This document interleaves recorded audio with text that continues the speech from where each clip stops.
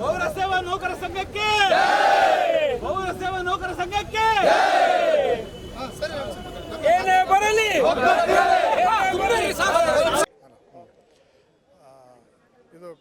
ಇದು ಸೋಮವಾರದಿಂದ ಅಂದರೆ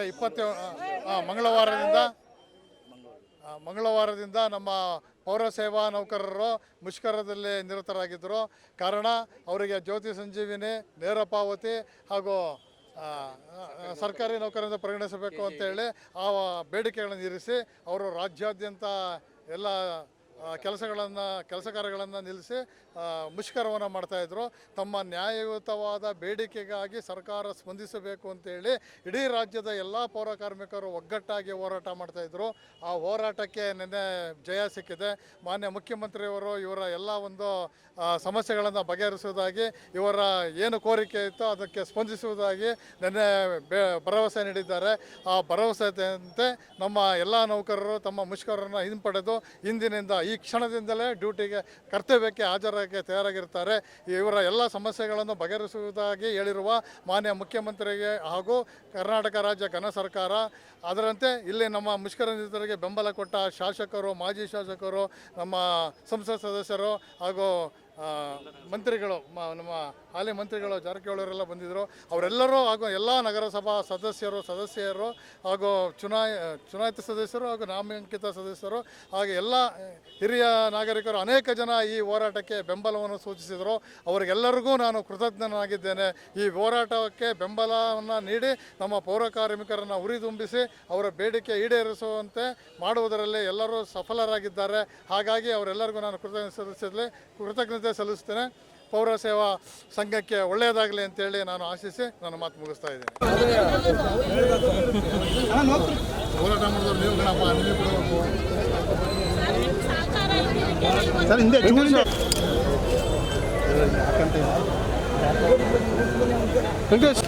ಚಂದ್ರಣ್ಣ ಮುಂದೆ ಕರೀರಿ. ಚಂದ್ರಣ್ಣ ಮುಂದೆ ಬನ್ನಿ ಒಂಚೂರು.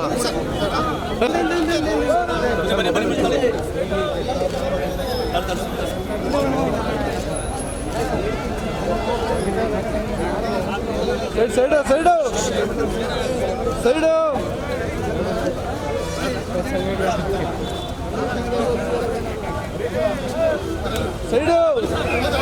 ಅವ್ರಿಗೆ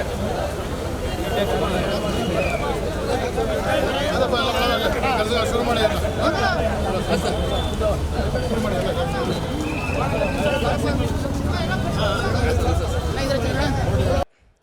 ನಮ್ಮ ನಗರಸಭೆ ನೌಕರರು ದಿನಾಂಕ 27ರಿಂದ ರಾಜ್ಯಾದ್ಯಂತ ಪೌರ ಸೇವಾ ನೌಕರರ ಸಂಘದವರು ನಮ್ಮ ಮೂಲಭೂತ ಸೌಕರ್ಯಗಳಾದ ವಾಟರ್ ಸಪ್ಲೈ, UGD ಕೆಲಸಗಳನ್ನು ಸ್ಥಗಿತಗೊಳಿಸಿ ಮುಷ್ಕರವನ್ನು, ಕೆಲವು ಬೇಡಿಕೆಗಳನ್ನು ಸರ್ಕಾರದ ಮುಂದೆ ಇಟ್ಟು ಮುಷ್ಕರವನ್ನು ಮಾಡ್ತಾಯಿದ್ರು. ನಿನ್ನೆ ದಿನ ಗಣನಿತ್ಯ ರಾಜ್ಯ ಸರ್ಕಾರವು ನಮ್ಮ ರಾಜ್ಯದ ಪೌರ ನೌಕರ ಸಂಘದ ಅಧ್ಯಕ್ಷರನ್ನು ಕರೆದು ಅವರ ಜೊತೆ ಮಾತುಕತೆ ನಡೆಸಿ ಅವರ ಬೇಡಿಕೆಗಳ ಬಗ್ಗೆ ಸ್ಪಂದಿಸಿ ಕೆಲವು ದಿನಗಳಲ್ಲಿ ಆ ಬೇಡಿಕೆ ಬಗ್ಗೆ ಪರಿಶೀಲಿಸಿ ನಾವು ಈಡೇರಿಸ್ತೇವೆ ಅಂತ ಭರವಸೆಯನ್ನು ರಾಜ್ಯದ ನೌಕರ ಸಂಘದ ಅಧ್ಯಕ್ಷರಿಗೆ ಹೇಳಿಕೆಯನ್ನು ನೀಡಿದ್ದಾರೆ. ಅದರಂತೆ ರಾಜ್ಯಾದ್ಯಂತ ಪೌರ ಸೇವಾ ನೌಕರರ ಸಂಘದವರು ಇವತ್ತಿನ ದಿನ ಅವರ ಮುಷ್ಕರವನ್ನು ಸ್ಥಗಿತಗೊಳಿಸಿ ಕೆಲಸ ಕಾರ್ಯಗಳಿಗೆ ಹಾಜರಾಗಿದ್ದಾರೆ. ಅವರಿಗೆ ನಾನು ಅಭಿನಂದನೆಯನ್ನು ಸಲ್ಲಿಸುತ್ತಾ ಈ ಒಂದು ವಾರದವರೆಗೆ ಸಾರ್ವಜನಿಕರಿಗೆ ತೊಂದರೆ ಆಗಿರುವ ಬಗ್ಗೆ ಅವರು ಮನವೊಂದುಗೊಂಡು ಪೂರ್ಣವಾಗಿ ಕೆಲಸಗಳನ್ನು ಇವತ್ತಿನಿಂದ ಪ್ರಾರಂಭ ಮಾಡಬೇಕು ಅಂತ ಈ ಮೂಲಕ ಅವರಿಗೆ ಕೇಳಿದ್ದೇನೆ. ಅವರು ಕೆಲಸದಲ್ಲಿ ಹಾಜರಾಗಿದ್ದಾರೆ. ಈ ದಿನದಿಂದ ಅವರು ಕೆಲಸಗಳನ್ನು ಮಾಡ್ತಾರೆ. ದಿನಾಂಕ 27/5/2025 ಮಂಗಳವಾರದಿಂದ ನಮ್ಮ ಕರ್ನಾಟಕ ರಾಜ್ಯ ಪೌರ ಸೇವಾ ನೌಕರರ ಸಂಘದ ವತಿಯಿಂದ ಮುಷ್ಕರವನ್ನು ಪ್ರಾರಂಭ ಮಾಡಿದ್ದು, ನಮ್ಮ ಬೇಡಿಕೆಗಳು ಈಡೇರಿಸಿದಂಥ ಘನ ಸರ್ಕಾರ ನಮಗೆ, ನಮ್ಮ ರಾಜ್ಯಾಧ್ಯಕ್ಷರಿಗೆ ಮತ್ತು ರಾಜ್ಯ ಪರಿಷತ್ ಸದಸ್ಯರುಗಳಿಗೆಲ್ಲ ರಾತ್ರಿ ಸಭೆ ಕರೆದು ರಾತ್ರಿ 10:30-11 ಗಂಟೆ ಟೈಮಲ್ಲಿ ಮಾನ್ಯ ಮುಖ್ಯಮಂತ್ರಿ ಸಾಹೇಬ್ರವರು ನಿಮ್ಮ ಭರವಸೆಗಳನ್ನ ಹಂತವಾಗಿ ಈಡೇರಿಸ್ತೀವಿ ಅಂತ ಹೇಳಿ ನಮಗೆ ಲಿಖಿತ ಮುಖೇನ ನಮಗೆ ಭರವಸೆಯನ್ನು ನೀಡುತ್ತಾರೆ.